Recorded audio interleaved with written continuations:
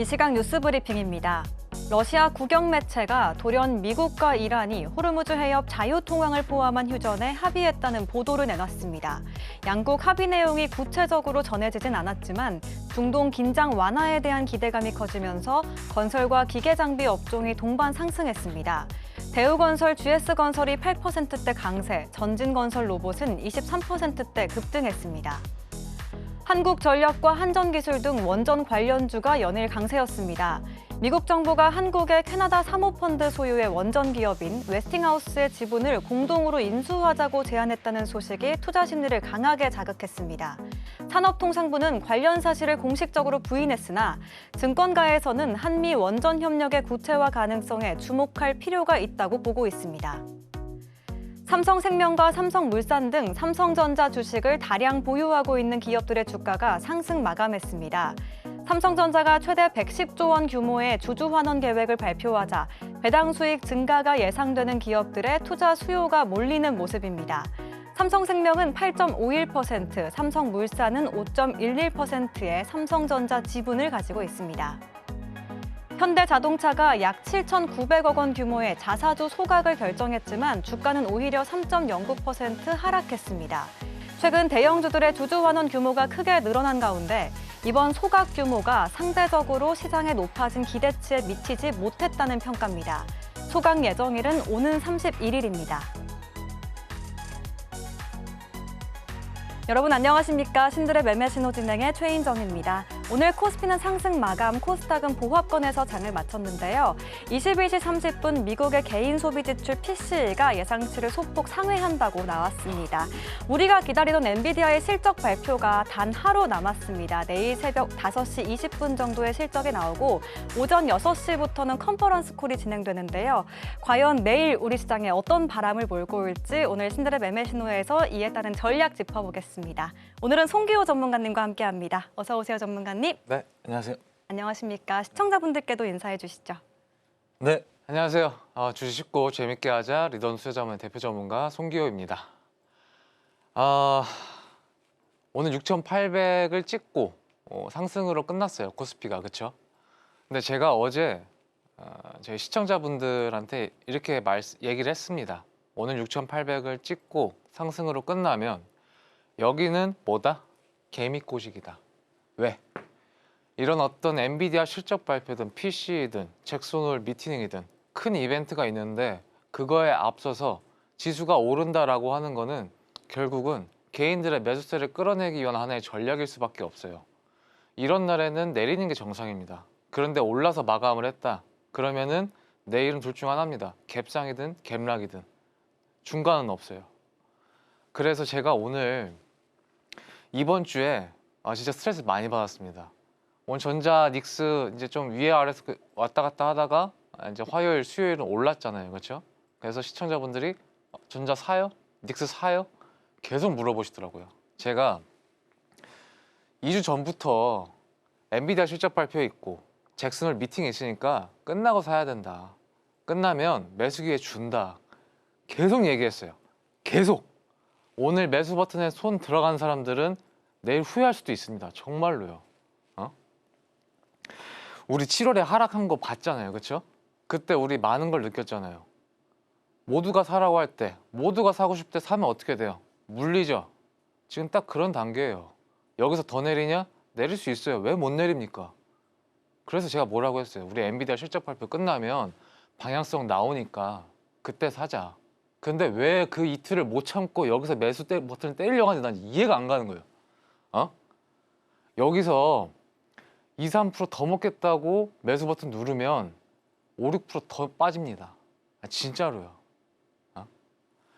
전자 제가 지금 가져왔어요. 4시간 봉이거든요. 100일선이랑 200일선입니다. 요게 100일선이고 여기 200일선이에요. 100일선이 200일선을 아주 미세하게 데드 크로스 냈어요. 하방 돌파 됐다고요. 요거 생각보다 중요합니다. 시총 1위 대형주가 4시간 봉 기준으로 100일선, 200일선 데드 크로스를 냈다는 거는, 그리고 보세요.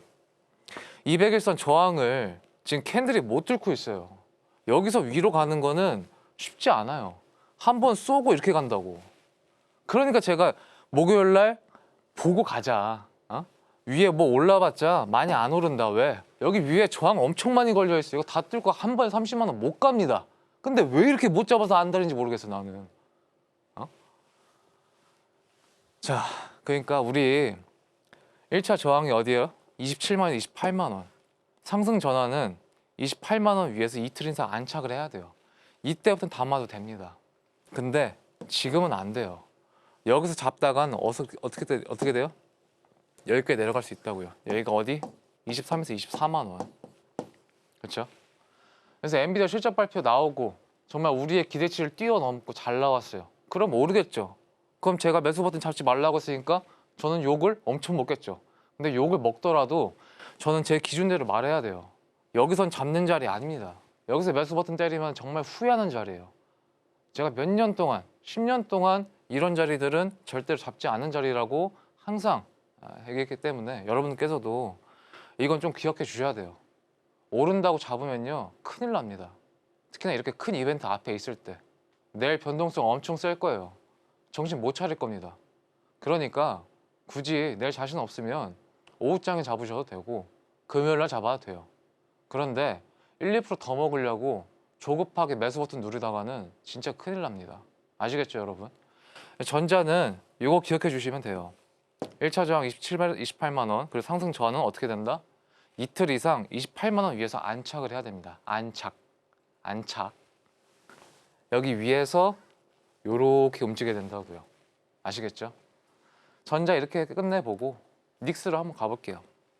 닉스는 상황이 더 안 좋아요. 일단은 봉 자체가 200일선에 붙지도 못했어요. 이게 200일선이에요 여러분. 근데 어떻게 되고 있어요? 한 번을 못 뚫었습니다. 지금 뭐예요 이거 다? 왜 못 뚫었겠어요? 앞에 엔비디아 실적 발표 있으니까 이거 기다리는 거예요. 괜히 이거 못 뚫고 있겠습니까? 자사주 소각 뉴스까지 나왔는데 이거 지금 못 뚫고 있잖아요. 지금 오늘도 못 뚫었잖아요. 오늘은 심지어 어떻게 돼요? 응? 괴리 엄청 벌어져 있어요. 위에 전자 볼까요? 전자는 그래도 괴리가 벌어져 있지만 붙으면서 끝냈다고요. 근데 닉스를 보세요. 닉스는 아직 붙지도 못했고 심지어 이런 식으로 움직일 수도 있어요. 그래 보면 이렇다가 이렇게 밑으로 한번 쏠 수도 있다고요. 그래서 제가 1차 저항 185원에서 195만 원 여기까지는 열려 있으니까 조금 주의하자. 그리고 한 번 정도는 어떻게 된다? 밑으로 내려간다. 그러니까 그때 잡으면 된다. 그렇게 말씀을 드렸잖아요. 그렇죠? 그러니까 우리 조급해지지 말고 이런 이벤트가 있으면 우리 기준에 맞게 이벤트 끝나고 잡으면 됩니다. 아시겠죠? 그래서 SK 하이닉스를 보게 되면 제가 하방 지진 항상 150만 원이라고 얘기했잖아요. 이쪽 라인 150만 원이요. 네. 여기까지 오면 그냥 잡는 겁니다. 누구를 믿고 SK 하이닉스 자사주 매입을 믿고 여기서 잡는 거예요. 그렇죠? 근데 지금 어떻다? 지금 자리는 잡는 자리가 아니다. 그래서 위로 올라가 봤자 얼마나 올라갈까요? 제 생각에는 내일 정말 엔비디아 실적 발표가 너무너무 좋았어요. 기대치를 그냥 아득히 뛰어넘었어요. 가이던스도 너무 좋고 베라루빈 나온다고 했는데 이것도 이미 주문량이 막 밀려 있대요. 미쳤대요 시장이. 그럼에도 불구하고 저는 한 185만 원까지밖에 안 갈 거라고 봅니다. 185만 원 갭상을 해봤자 우리 위에 얼마나 열려 있어요? 300만 원이에요. 300만 원. 185만 원에 300만 원이면 대략 한 97%에서 95% 정도 수익률이 있는 거예요. 그런데 그 5% 손해보기 싫어가지고 여기서 잡으면 어떻게 돼요? 위로 얼마 열려 있어요 지금? 마이너스 한 7, 8% 열려 있다고요. 최악은 어떻게 돼요? 최악은 여기 보러 가는 거예요. 엔비디아 실적 발표 정말 좀 기대치가 너무 많이 내려가가지고 엔비디아 실적 발표 때문에 3분기가 4분기가 쉽지 않다 이런 얘기가 들리게 되면 그때 어떻게 돼요? 다시 여기 보러 간다고요. 응? 여기 다시 보러 가면 어떻게 돼요? 그때 잡으면 되는 거고. 그래서 제가 뭐라고 했어요. 여기서 올라가게 되면 그래도 평단 이쪽 부분에 있는 분들은 그리고 수익 구간인 분들은 조금 매도해놓고 현금 확보하고 기다리자. 그렇게 얘기했잖아요. 그렇게 해주면 여러분들께서도 뭐 조금 손해 볼 수는 있어요. 5, 6% 정도. 정말 위로 올라가게 되면. 근데 적어도 마음이 편하고 밑으로 내려올 때, 하락할 때 잡을 수 있습니다. 상당 훨씬 더 많이 내릴 수 있다고요. 그렇죠? 여러분들 주식은요, 돈 버는 싸움이 아니고 안 잃는 싸움입니다.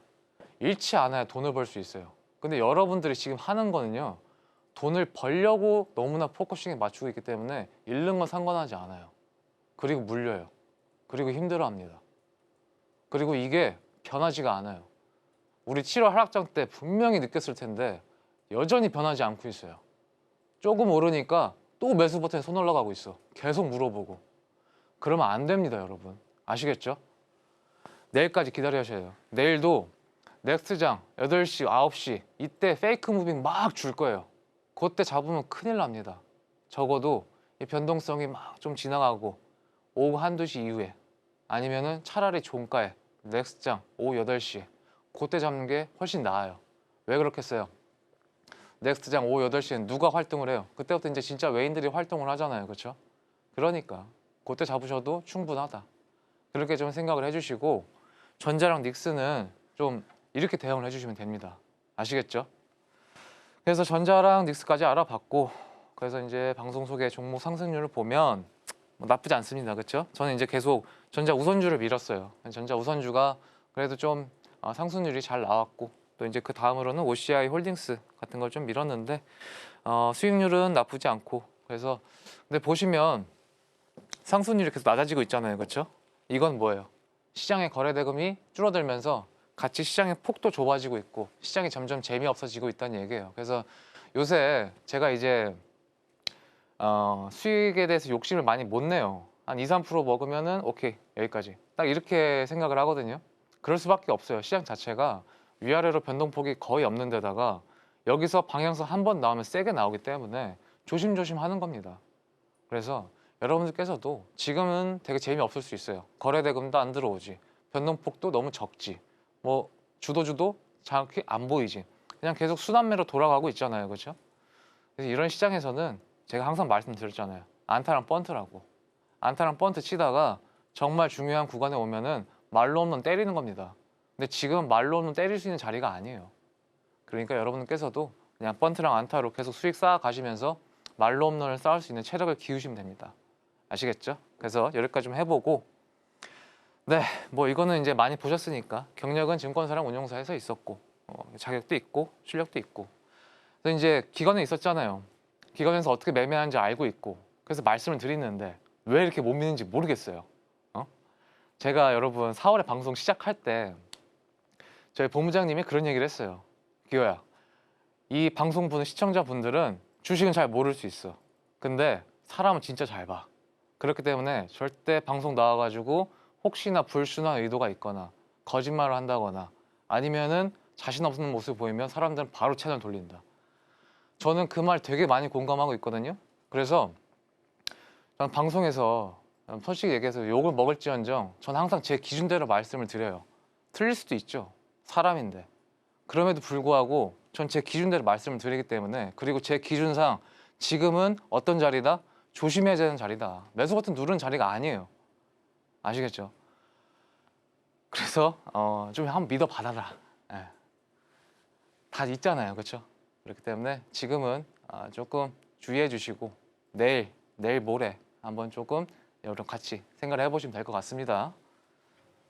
네, 사실 지지난주부터 엔비디아의 실적 발표 전까지는 신중한 태도가 중요하다라고 강조해 주셨는데요. 내일 오전에 엔비디아 실적 발표가 예정이 되어 있는데 역시나 섣부르게 진입하기보다는 좋은 타이밍, 시세 흐름 체크하고 들어가도 늦지 않다라고 설명해 주셨습니다. 어쨌든 내일 엔비디아 실적 발표 이후에 이 변동성이 클 삼성전자, SK하이닉스에 대한 구체적인 전략이 궁금하시다면 하단의 전문가님과 함께할 수 있는 곳이 고지되고 있습니다. 녹색창 활용하셔서 송기호 777 검색하시면요. 함께할 수 있는 곳 나오고 있으니까요. 많은 참여와 관심 부탁드립니다. 그럼 전문가님과 함께할 수 있는 방법 큰 화면으로 만나보시죠.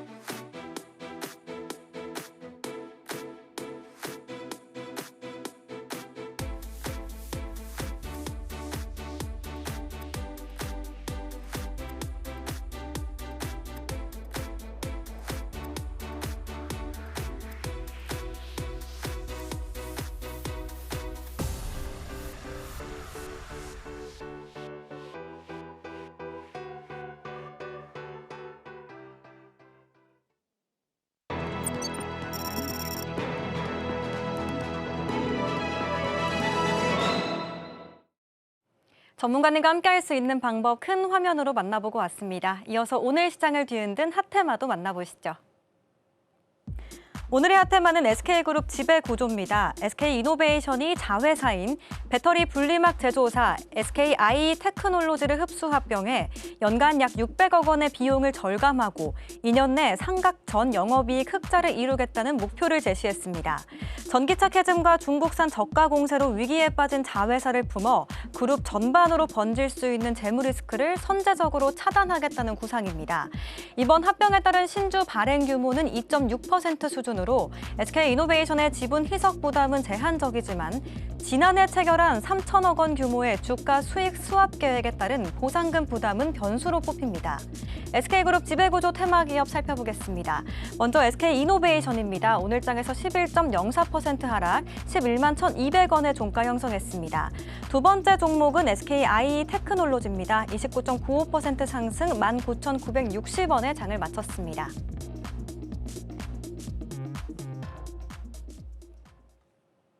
네, 오늘 정말 뜨거운 감자를 가지고 나와주셨는데요. SK이노베이션이 배터리 분리막 자회사인 SKI테크놀로지를 흡수 합병한다는 소식에 SK이노베이션은 급락했고 또 SKI테크놀로지는 상한가로 직행했습니다. 합병에 대한 이야기 나눠보겠습니다. 일단 먼저 SK이노베이션부터 전문가님의 의견 팻말로 만나볼게요. 하나, 둘, 셋. 매수 주셨네요. 흡수 합병 소식에 아무래도 이 주주 입장에서는 주주 가치 희석 우려가 좀 있는데요. 다만 증권가에서는 이게 너무 과도하다, 이 우려가 과도하다라는 분석이 있더라고요. 전문가님 의견은 어떠세요? 저도 한 2, 3% 빠졌으면 딱 됐는데 너무 많이 빠졌죠. 지금은 사실 이제 SKI테크놀로지는 원래 SK이노베이션이 자회사였어요. 그냥 주식이 두 개가 상장이 돼 있었는데 SKI테크놀로지를 흡수를 하면서 주식을 한 개로 합치는 과정인 거고, 그렇기 때문에 뭐 부채 규모나 이런 거에 대해서 사실 우려하는 것만큼 그렇게 세지 않고 또 이미 연결로 다 실적이 나와 있었기 때문에 SK이노베이션은 오늘 하나 이벤트 때문에 단기적으로 많이 급락을 한 거다. 이거는 시장의 오해 때문에 급락을 한 거기 때문에 SK이노베이션은 사도 됩니다. 그리고 제가 이제 SK이노베이션에 대해서 i테크놀로지는 얘기를 방금 드렸죠. 그렇죠? 근데 사실 이것보다 더 큰 이유는 이겁니다. 솔리다임. 요거 한번 좀 얘기해 보려고 해요. 그래서 노정원 전 SK하이닉스 사장님이 미국에서 사모펀드를 만들어가지고 솔리다임에다가 지금 자본을 계속 밀어넣고 있어요. 결론은 이제 솔리다임 자체가 제 생각에는 2030년 이전에는 상장을 할 것 같아요. 그리고 이 솔리다임에 투자를 많이 한 기업이 어디냐? SK이노베이션입니다. 그래서 SK이노베이션은 솔리다임의 SK스퀘어 같은 역할을 할 거예요. 중간지주사 역할을 한다는 거죠. 그렇게 되면 SK이노베이션의 주가는 어떻게 돼요? 솔리다임이랑 같이 갈 겁니다. 그래서 저는 중장기적으로 봤을 때 SK이노베이션은 담아야 되는 종목이다라고 보고 있어요. 왜? SK스퀘어랑 비슷하게 주가 흐름이 간다고 하면, 또 솔리다임이 상장을 한다고 하면은 결국은 SK이노베이션은 배터리 회사가 아니고 이렇게 낸드 회사로 다시 체인징 할 거다, 이렇게 좀 보고 있기 때문에 여러분들께서도 SK이노베이션 오늘 많이 내렸죠. 매수 기회라고 생각하시면 됩니다. 그래서 보면 SK하이닉스의 결단만 나오면 스턴브릿지, 뭐 노정원 전 사장과 솔리다임 공동투자. 노정원 전 사장님이 SK하이닉스 ADR 상장하자마자 퇴사하셨나 봐요. 원래는 이제 사장님이었는데, 그래서 이분께서 이제 퇴사하시고 나서 바로 스턴브릿지라는 일본계 캐피탈이랑 같이 손을 잡고 솔리다임에다가 지금 뭘 하고 있다? 캐피탈을 밀어넣고 있다.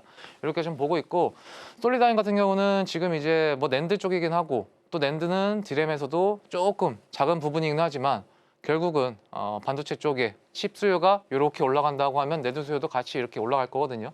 그렇게 되면 솔리다임의 기업 가치도 계속 올라가겠죠. 지금 대략 한 50조 정도 생각을 받고 있는데 50조 이상으로 가겠죠. 2, 3년 뒤에는 100조, 120조까지 갈 수도 있고, 그렇게 되면은 SK이노베이션의 솔리다임의 지분을 같이 갖고 있으니까 SK이노베이션의 주가도 같이 이렇게 올라가겠죠. 결국은 기업의 주가는 어떻게 돼요? 가치에 정배열해가지고 같이 움직이는 거기 때문에 SK이노베이션은 지금 어떻다? 시장의 오해로 갑자기 급락이 생겼으니 매수 기회다, 이렇게 좀 봐주시면 됩니다.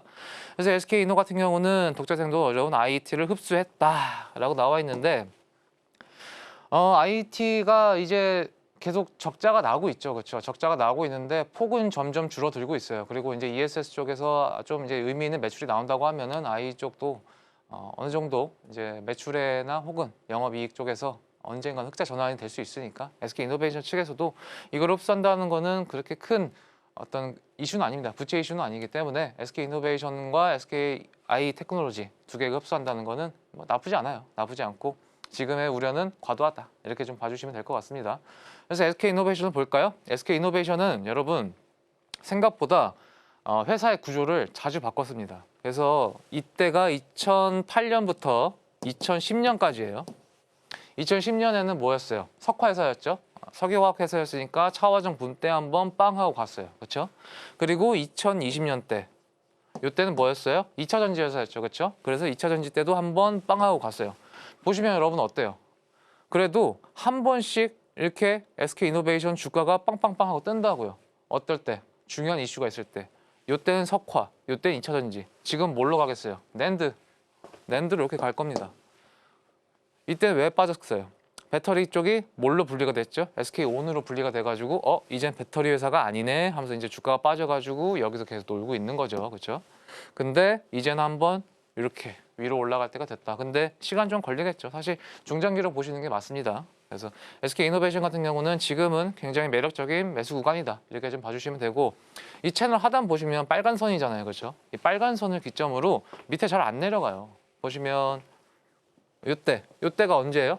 서브프라임 때죠. 그렇죠? 2008년에. 그리고 뭐 이때도 사실 이제 지지를 준 거고 이때는 언제예요? 코로나 때고. 그렇죠? 지금은 이 구간에서 계속 지지가 일어나고 있고 여기가 그러면은 SK이노베이션의 최하단 구간이란 얘기예요. 이 최하단 구간에서 놀고 있고 또 오늘 되게 좀 과도한 이슈로 급락을 했으니까 이 구간은 어떻다? 매수해도 좋다. 이렇게 좀 봐주시면 됩니다. 그래서 SK이노베이션과 솔리다임은 어떤 관계냐 제가 아까 말씀드렸는데 보시면 SK하이닉스와 SK이노베이션의 미국 AI 자회사가 있어요. 그렇죠? 이 AI 자회사가 뭘 갖고 있어요? 신설 솔리다임 갖고 있고 SK이노베이션은 이 미국 AI 자회사에 출자를 했고 그렇죠? 그러면 결국은 SK이노베이션은 솔리다임의 지분을 갖고 있다. 간접 지배하고 있다. 이렇게 좀 봐주시면 되고 그래서 SK이노베이션의 솔리다임 주식 가치가 지금 당장은 2,000억에서 3,200억이에요. 50조 규모를 받고 있으니까. 근데 솔리다임이 지금 50조에서 만약에 1, 2년 뒤에 100조 이상 가게 되면은 솔리다임의 주식 가치도 같이 두 배로 올라가게 됐죠. 그러면 한 6천억 정도. SK이노베이션 지금 시총이 한 18조 정도 되니까 6천억 플러스가 되면은 그래도 대략 한 30% 이상은 갈 수 있다. 이렇게 좀 보고 있을 수 있고 또 솔리다임의 상장이 정말 이루어지게 되면 그 기대감에 더 가겠죠. 그래서 SK이노베이션은 지금 구간은 굉장히 좀 매력적인 구간입니다. 그래서 사셔도 된다. 이렇게 좀 봐주시면 될 것 같아요. 네, 그래서 보면 SK이노베이션 새로운 먹거리가 반도체 이거 좀 얘기해 보려고 하는데 조금 어렵지만 좀 간단하게 말씀을 드려볼게요. 엔비디아가 이제 GPU 선물 시장을 엽니다. 이제 선물이라는 게 여러분들 그런 거잖아요. 앞서서 어떤 가격을 예측을 해가지고 이제 이 물건들에서 계속 사고 팔고 하는 거. 이게 그래서 결론은 우리가 실제 물건을 사고 파는 건 아니에요. 그렇죠? 그래서 GPU 시장의 선물 시장이 열리게 되면 중요한 건 뭐냐? 일단 투기 수요가 들어옵니다. 투기 수요가 들어오게 되면 GPU 시장의 GPU 가격이 갑자기 이유 없이 올라갈 수 있어요. 왜? 수요 공급이랑 그런 걸 떠나서 투기 수요가 들어오니까. 그래서 보통 우리는 그걸 뭐라고 해요? 버블이라고 하죠, 버블. 그래서 GPU 700조 시장이 올라가게 되면 투기 수요로 AI 버블이 한 번 더 세게 온다. 지금 버블은 버블도 아니다. 이렇게 좀 생각을 해주시면 될 것 같아요. 그래서 요것 때문이라도 낸드 시장도 좋을 겁니다. 솔리다임이 좋으면 솔리다임을 갖고 있는 SK이노베이션 주가도 같이 좋을 거다. 그리고 제가 또 여기서 말씀드릴 수 있는 건 뭐예요? 결국은 GPU의 반도체 가격이 올라가게 되면 D램이랑 HBM 수요도 공급을 떠나서 수요 공급의 원리를 떠나서 투기 수요 때문에 같이 위로 올라가겠죠. 그러면 뭐 어때요? 삼성전자랑 SK하이닉스 주가도 같이 가는 겁니다. 아시겠죠? 아직 안 끝났어요, 여러분. 그래서 이것 때문이라도 지금 SK이노베이션 같이 간접적으로 갖고 있어도 된다. 이렇게 좀 봐주시면 되겠습니다. 네, 그래서 SK이노베이션 같은 경우는 지금 100일선에서 지지를 받고 있어요. 보시면 이건 일본 기준으로 역배열이죠, 그렇죠? 그래서 역배열이니까 이 200일선을 캔들이 뚫어줘야 됩니다. 근데 지금 당장은 쉽게 뚫지 못할 거예요. 왜냐하면 이런 걸 뚫을 수 있는 어떤 호재가 안 보여요, 아직은. 그래서 이 구간에서 왔다 갔다 할 겁니다. 10만 9천원에서 13만 5천원 사이. 그럼 여러분들은 뭘 할 수 있어요, 여기서. 그렇죠? 여기서 사고, 여기서 팔고, 이것도 할 수 있고, 아니면은 이 구간대 올 때마다 사고, 분할 매수를 할 수도 있고, 이렇게 좀 진행을 해보시면 될 것 같고, 그래서 여기를 뚫는 구간은 언제냐? 글쎄요, 저는 27년 1월, 2월 뭐 그쯤이라고 보고 있어요. 왜냐하면 그쯤이면 제 생각에는 이제 낸드라든지 아니면 HBM 수요도 같이 올라갈 거고, 또 이제 IET도 합병을 할 거니까 그쯤이면 이제 어떤 변동성이 많이 적어지겠죠. 그래서 그쯤에 이렇게 뚫을 것 같다. 그 전까지는 어떻게 된다? 이 안에서 놀 거니까 여러분들께서도 여기서 그냥 사팔사팔 하시던가 아니면은 밑에서 계속 주무시든가 이렇게 하셔도 된다. 이렇게 좀 봐주시면서 SK이노베이션은 네 이렇게 좀 해보고 일시적으로 이 갭을 메꿀 것 같긴 해요. 그래서 어디까지가 갭이냐라고 하면은 이게 5분봉이에요. 5분봉인데 여 구간이 갭입니다. 오늘 갭으로 빠졌잖아요. 그렇죠? 그리고 갭의 끝까지 올라가는 게 12만 5천 원이에요. 그래서 오늘이나 내일 정도에 매수를 하시면 내일이죠. 오늘은 다 끝났으니까 내일 매수하시면 일단은 12만 5천 원 갭 메꾸는 것까지는 한번 봐보자. 단기적인 수요로 이렇게 좀 봐주시면 될 것 같아요. 결국 이런 시장의 오해는 금방 풀립니다. 그리고 오해가 풀리면 주가는 또 금방 위로 올라가요. 그래서 지금 구간은 괜찮다. 괜히 여기서 IET 잡을 필요 없다. 이렇게 좀 말씀을 드릴 수 있겠습니다. 네, SK이노베이션 오늘의 11%대 낙폭은 과했던 수준이라고 평가해 주셨고요. 매수의 기회로 활용해 볼 수 있다라고 설명을 해주셨습니다. 또 솔리다임과의 연관성을 설명해 주시면서 중장기적으로도 매력적이라고 말씀해 주셨으니까요. 참고해 보시길 바라겠습니다. 두 번째 종목은 오늘 상한가를 간 SKI 테크놀로지입니다. 전문가님의 의견부터 팻말로 만나보시죠. 하나, 둘, 셋. 관망 주셨습니다. 네. 궁금한 게 SK이노베이션이 SKI 테크놀로지를 14,783원에 합병한다고 공시를 했는데요. 네. 오늘 주가가 19,900원대예요. 오늘 왜 이렇게 사들인 건가요? 이미 결정이 된 건데. 뭐 투기 수요가 들어온 거죠. 네. 그래서 저는 개인적으로 19,000원 위로 안 올라갈 거라고 보고 있고 뭐 올라가봤자 21,000원 정도까지 이제 한 번 정도 투기 수요가 밀어 올라갈 거고 그 부분에서는 다시 어떻게 된다? 14,000원까지 빠진다. 그래서 지금은 매수 잡는 거 아니다. 이렇게 좀 말씀을 드릴 수 있을 것 같아요. 그래서 SKI 테크놀로지 보시면요. 차트가 살벌합니다. 바닥 없이 계속 내려가고 있었어요. 그렇죠? 그러다가 오늘 한번 빵 하고 뛴 거예요. 그렇죠? 왜 그렇겠어요? 이거는 적자 기업이니까.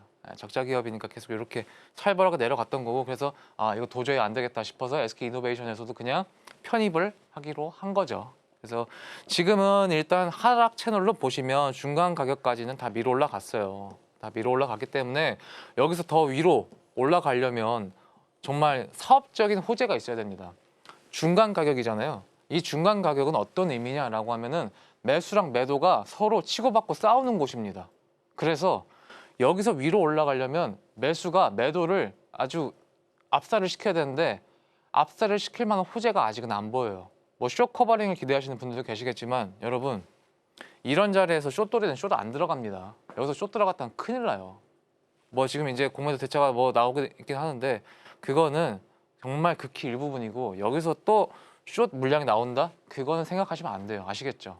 그래서 저는 지금은 이 자리에서 뭐 숏 커버링이라든지 아니면은 더 큰 호재를 바라고 19,000원에 사줄 수 있지 않을까? 이런 걸 바라고 매수를 들어가는 거는 잘못된 선택이다. 이렇게 좀 말씀을 드릴 수 있겠습니다. 네, 그래서 일단은 박스권 하단 구간까지 반등이 나왔어요. 박스권 하단이죠, 딱 30%가 여기까지인데 그래서 더 위로 올라가게 되면 뭐 한 21,000원? 네, 내일 21,000원 정도까지 올라갈 수 있고 21,000원이면 딱 여기예요. 네, 그리고 거기서는 한 번 정도 밑으로 쫙 하고 빠질 것 같다. 이렇게 좀 보고 있고 이제 오늘 매수하시는 분들의 약간 큰 이유 중에 하나가 옛날 고려아연 때를 좀 생각을 하시면서 고려아연 때는 어쨌든 간에 A와 B가 서로 싸우고 있었고 그 둘이 올라가는 가격대에 맞춰가지고 계속 주식 매입을 해줬잖아요. 그렇죠? 근데 SKI 테크놀로지는 그럴 일은 없습니다. 왜냐하면 SK이노베이션은 이미 SKI 테크놀로지의 자회사를 갖고 있고 그래서 19,000원에 사줄 이유도 없고 그냥 14,000원에 계속 매입을 진행을 할 거예요. 그렇기 때문에 여러분들께서도 그건 반드시 염두에 두셔야 됩니다. 그래서 이렇게 좀 봐주시면 되고 그래서 일단 최대로 밀어 올라가면은 왜 22,000원이냐라고 하면 여기까지예요. 200일선. 200일선까지 딱 밀어 올라가고 그리고 이렇게 빠지는 그림, 이렇게 빠지는 그림이기 때문에 여러분들도 요거 10% 먹으려고 밑에 마이너스 3, 40%를 희생하면 안 됩니다. 그렇게 하면 주식하는 거 되게 못하는 거예요. 아시겠죠? 그래서 이렇게 좀 봐주시면 될 것 같습니다. 네. SKI 테크놀로지는 관망 의견 주셨습니다. 이미 합병 가격이 결정된 만큼 오늘 상한가를 가긴 했지만 지금 추격 매수는 지양하자라고 정리해 주셨습니다. 송기호 전문가님과 함께할 수 있는 방법 하단에 계속해서 고지가 되고 있는데요. 녹색창 활용하셔서 송기호 777이라고 검색하시면 함께할 수 있는 곳 나오고 있으니까요. 많은 참여와 관심 부탁드립니다. 그럼 이어서 전문가님께서 꼽아오신 강세 개별주도 만나보시죠. 오늘의 강세 개별주는 4.22% 하락 마감한 현대글로비스입니다. 오늘 열린 현대차 CEO 인베스터 데이에서 보스턴 다이내믹스 지분 확보와 지배구조에 대한 질의가 나왔습니다. 최근 현대차가 주주총회에서 사업 목적에 로보틱스를 추가하지 않은 만큼 향후 보스턴 다이내믹스 등 로보틱스 사업이 별도 자회사 형태로 운영될 가능성이 있기 때문이었습니다. 하지만 사측은 이에 대해 말을 아꼈고 투자자들은 현대차 그룹의 순환 출자 구조 해소와 정의선 회장 승계라는 오랜 과제에 대한 답을 얻지 못했습니다. 참고로 현대차 그룹은 지난달 소프트뱅크가 보유한 보스턴 다이내믹스 잔여 지분 9.65%를 인수하겠다고 밝혔으며 추가 지분 인수가 완료되면 정의선 회장의 지분율은 25%, HMG 글로벌은 62.5%, 현대글로비스는 12.5%로 높아질 전망입니다.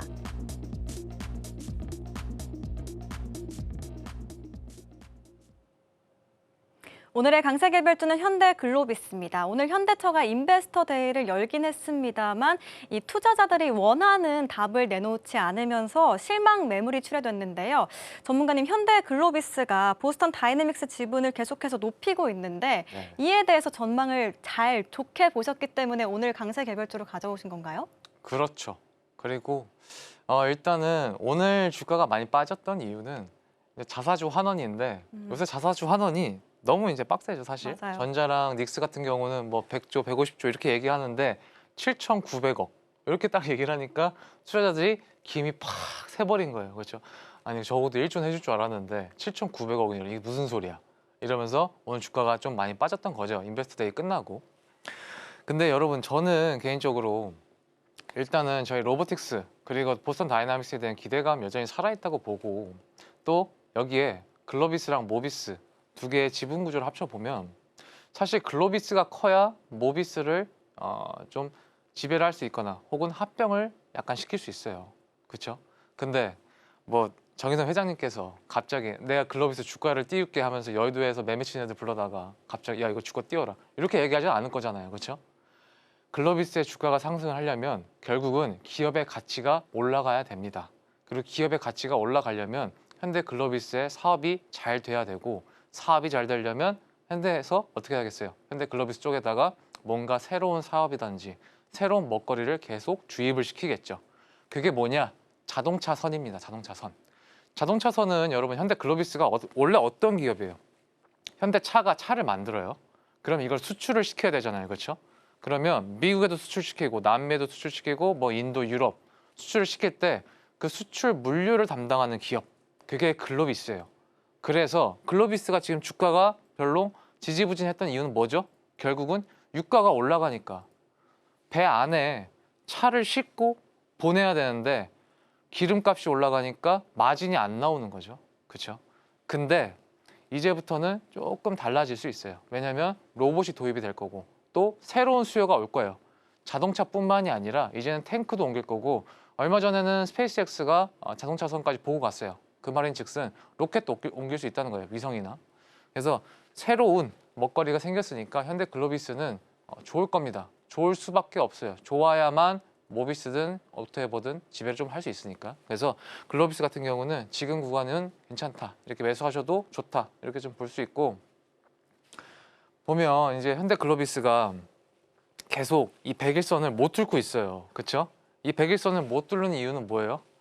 100일선을 뚫을 만한 호재가 없으니까. 그렇죠? 그래서 이때가 아마 26년 2, 3월 정도였습니다. 이때 한번 하방 데드크로스가 나오고 그 뒤로 계속 위아래에서 왔다 갔다 하고 있는데, 오늘도 역시나 돌파가 나올 수 있었어요. 왜냐하면 현대 인베스터 데이에서 뭔가 좀 큰 뉴스가 있거나 아니면 보스턴 다이나믹스에 대한 상장을 정말 구체적으로 얘기를 했었으면은 요걸 뚫고 이렇게 갔었을 텐데 그 얘기가 없었죠. 그렇죠? 그러다 보니까 오늘도 역시나 실망 매물이 조금 세게 나온 거고 이 실망 매물이 어디까지 나올 거냐라고 하면은 그래도 저는 여기까지 딱 지지선을 딱 그어 놓으면 19만 원. 네, 이 라인은 좀 보고 있어요. 19만 원까지는 조금 아직 빠질 수 있겠구나. 그러면 19만 원에서는 다시 잡아도 된다. 왜?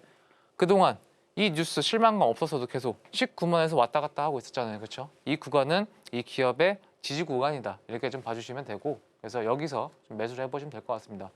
그래서 현대글로비스 같은 경우는 지금 일단 상승형 헤드앤숄더 패턴은 다 만들어져 있어요. 여기서 위로 올라가냐 아니면 밑으로 빠지냐의 문제인데 중요한 거는 이 100일선 있죠? 100일선을 잘 타고 올라가고 있습니다. 그래서 이게 아마 23년일 텐데 23년부터 단 한 번도 밑에를 이탈한 적은 없어요. 그렇기 때문에 지금 구간 어때요? 괜찮죠? 나쁘지 않아요. 보시면은 이런 구간 있을 때 다 빵빵빵 한 번씩 갔잖아요. 그렇죠? 그래서 지금 구간도 사실 어떻게 보면은 되게 많은 분들이 공포에 좀 매수를 주저하고 매도해야 되나? 이렇게 생각하실 수도 있고 근데 오히려 차트는 어떻게 얘기하고 있어요? 지금 구간은 매수 때려야 되는 구간이다. 이렇게 얘기를 하고 있죠. 그럼 어떻게 해야 돼요? 우리는 매수 때려야 되는 겁니다. 내 감정을 배제를 하고 그냥 차트가 그리고 기업의 가치가 어떻게 얘기하는지 딱 보면 돼요. 그러면은 주식을 매수할 수 있는지 매도할 수 있는지 그게 보입니다. 네, 그래서 이렇게 좀 생각을 해보시면 될 것 같고 자, 그래서 아까 말씀드렸던 거죠. 2023년 이후로 이게 3일봉 100일선이에요. 저는 이제 3일봉을 되게 좋아하거든요. 3일봉 100일선을 기준으로 닿으면은 계속 상승이 일어났어요. 그렇죠? 닿으면은 상승 또 80%, 또 87% 이렇게. 어때요, 지금? 닿아서 계속 뭘 하고 있어요? 지지 구간을 만들고 있는 거죠. 중요한 거는 이때도 어때요? 굉장히 여기서 지지 횡보를 많이 했단 말이에요. 힘을 축적을 되게 오랫동안 했어요. 이 기간 동안. 그렇죠? 근데 그래서 어떻게 됐죠? 여기서부터 여기까지라고 하면은 거의 한 200% 이상의 상승을 한 거예요. 그렇죠? 이 구간 딱 보면은 이 구간 때는 지지 구간이 기간이 많지 않았어요. 힘을 모으는 기간이. 그럼에도 불구하고 거의 160% 이상이 올랐고 지금 보시면 어때요? 지금 기간은요 생각보다 길어요. 여기서 지지를 하고 힘을 축적하는 구간이 길기 때문에 이 기간에서 이렇게 위로 올라갈 수 있는 확률이 굉장히 높아진다. 그리고 큰 폭의 상승이 기대가 될 수 있는 힘을 모으고 있다라고 봐주시면 됩니다. 그래서 지금 어떻다? 100일선 지지선 반등 자리니까 무서워하시더라도 무서워하지 마시고 일단은 매수를 해야 되는 자리다. 이렇게 좀 봐주시면 될 것 같습니다. 네, 그래서 언제 잡는 게 좋을까요? 라고 하면은 일단은 이 하단 지지선에서 보시면 평행 채널을 살짝 그리고 있어요. 그래서 여기서 이렇게 움직이고 있거든요. 이렇게 움직이고 있으니까 여기까지 한번 갈 겁니다. 여기 이 구간이 아까 제가 얘기한 얼마예요? 19만 원. 그렇죠? 19만 8천에서 20만 원인데 여기 구간에서 한번 잡아보자고요. 그리고 여기 구간에서 잡고 여기 올 때 한번 팔고 그럼 여기가 얼마? 매도가가 22만 원 이상. 그래서 여기가 22만 원 이상이니까 이 구간에서 팔고 다시 어떻게 해요? 또 눌리면은 여기서 또 잡고 또 이렇게 가고 이런 식으로 매매를 하셔도 되고 만약에 팔았어요. 22만 원에 가가지고 20만 원 팔았는데 생각보다 많이 안 눌리는 거예요. 왜? 여기 100일선 있죠. 100일선이 이렇게 타고 올라갈 거니까 그럼 이 구간에서 잡아가지고 다시 이렇게 가는 거 이것도 보실 수 있기 때문에 지금 구간은 사실 매수해가지고 손해본 자리는 아닙니다. 아시겠죠? 그래서 현대글로비스는 지금 매수해도 괜찮다. 이렇게 좀 봐주시면 될 것 같습니다. 네, 현대글로비스는 자동차 선이라는 새로운 먹거리를 가지고 있기 때문에 끼가 충분하다라고 설명해 주셨고요. 기술적으로도 100일선을 이탈한 적이 없고 또 반등 자리라고 분석해 주셨습니다. 송기호 전문가님과 함께할 수 있는 방법이 하단에 고지되고 있습니다. 녹색창 활용하셔서 송기호 777 검색하시면 함께할 수 있는 곳 나오고 있으니까요. 많은 참여와 관심 부탁드립니다. 이어서 전문가님의 투자 노하우를 배워보겠습니다. 전문가님 앞서서 시황 체크하실 때 약간의 채찍질을 하셨잖아요. 네. 이번엔 당근을 주실 차례입니다. 그래서 어떤 노하우를 또 나눠주실 건지 궁금한데요. 네, 그래서 오늘은 일단은 물리주식 빠져나오기인데 한번 보겠습니다. 물린 주식이 빠져나올 때 이거는 이제 제가 왕이 된 상한가 프로그램 똑같은 방송국에서 또 한 번 말씀드렸었는데 좀 어려워하시는 것 같아가지고 한 번 더 얘기 좀 해보려고 해요. 그래서 보시면 매수 기준은 여러분 무조건 큰 종목이어야 됩니다. 괜히 뭐 엑스마키나 뭐 그런 거 있잖아요. 고속버스 터미널 이런 걸로 이거 물타기 했다가는 큰일 납니다. 그래서 일단은 시총은 1조가 되고 누가 봐도 아는 종목이어야 된다. 이러면은 이제 물타기를 좀 할 수 있다. 이렇게 좀 봐주시면 되고, 그래서 매수는 언제? 100일선, 200일선 이 두 군간에서만. 그리고 만약에 지금 일본 기준으로 역배열이에요. 그래서 100일선, 200일선이 다 밑에 있는 거예요. 저 위에 있는 거예요. 캔들보다. 그럼 어떻게 돼요? 그때부터는 일봉에서 주봉으로 바꾸는 겁니다. 주봉도 다 역배열이어가지고 캔들보다 위에 있어요. 그럼 그때 어떻게 돼요? 월봉으로 바꾸고. 그렇게 좀 진행하시면 되는 겁니다. 그래서 매도 기준은 어떻게 되냐? 위아래 10%면은 그때는 50% 정도 팔자. 왜 50%일까요? 그렇죠? 일단 현금을 확보하는 게 중요하니까.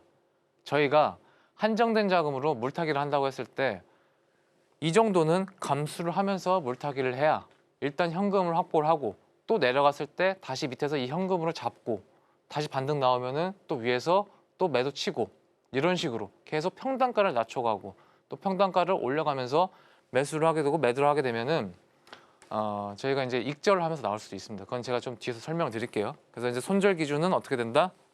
200선 이탈했을 때 그때는 어떻게? 전량 매도. 그래서 사실 이제 물타기 같은 경우는 어떻게 보면 되게 위험한 베팅 방식입니다. 그래서 정말 심혈을 기울여서 매매를 하셔야 돼요. 정말 이제 매매를 잘하는 사람들은 이제 절대 손해를 안 보고 나오는 사람들인데 그런 사람들이 좀 많이 쓰는 방법이니까 여러분들께서 좀 봐주시면 될 것 같고, 그래서 예시를 한번 볼게요. 예시를 보면은 좀 간단하게 적어놨는데 어때요? 100일선, 200일선에서만 딱 추매를 하는 거예요. 위에서 잡았어요. 위에서 잡으면 100일선에서 한번 매수하고 200일선에서 한번 매수하고 그러면은 세 번 분할 매수할 때 어떻게 돼요? 27만 원입니다. 27만 원이면 어때요? 지금 28만 원이니까 반등이잖아요. 그렇죠? 익절한 겁니다. 그렇죠? 대형주는 이게 돼요. 대형주도 이게 되고 중형주까지 됩니다. 근데 어떤 건 안 돼요? 소형주, 세력주 이런 건 안 됩니다. 아시겠죠? 그래서 예시를 들어보면 37만 원에 내가 만약에 3천만 원을 투자를 하고 싶어요. 여기서 1,000만 원 매수해요. 그리고 여기서 1,000만 원. 그럼 2천만 원이니까 여기서 2천만 원 더 태워야 되는 거잖아요. 그렇죠? 그러면 여기서 매수를 하고 반등이 나올 겁니다. 보통 100일선 한번 닿으면은 반등이 세게 일어나요. 여기서 50% 깎아요. 그럼 나한테 다시 1,000만 원이 생기는 거죠. 위로 올라가면 불타기 하면 되는 거고 다시 내려가면은 어제요? 200일선에서 이 1,000만 원으로 다시 매수하는 겁니다. 그러면은 평단가가 낮아지죠. 그래서 올라갈 때 매도 치고 이렇게 하시면 되는 겁니다. 그래서 SK 하이닉스 기준으로도 똑같아요. 295만 원에서 잡았어요. 얼마? 1,000만 원. 내려가요. 냅둡니다. 언제까지? 100일선까지. 그래서 여기 1,000만 원 다시 잡아요. 그럼 우리는 2,000만 원으로 평단가를 얼마를 맞춰놓은 거예요? 한 220을 맞춰놨겠죠. 그리고 한번 반등이 나올 때 여기서 마이너스 10% 정도 손해보면서 다시 반절을 파는 겁니다. 그럼 다시 어떻게 돼요? 나한테는 900만 원이 생기죠. 냅둬요. 또 와요. 네, 그래서 1,000만 원 다시 잡고 올라가면은 여기서는 어떻게 돼요? 익절. 이렇게 할 수 있기 때문에 여러분들께서도 이런 방식으로 한번 좀 추가하면서 평단을 낮춰보는 거 한번 해보시면 될 것 같습니다. 네, 평단가를 낮추는 방법에 대한 투자 노하우 배워봤습니다. 어려우시다면 함께 할 수 있는 곳에서 구체적인 방법 다시 한번 공유 받아보시길 바라겠습니다. 그럼 전문가님과 함께 할 수 있는 방법 큰 화면으로도 만나보시죠.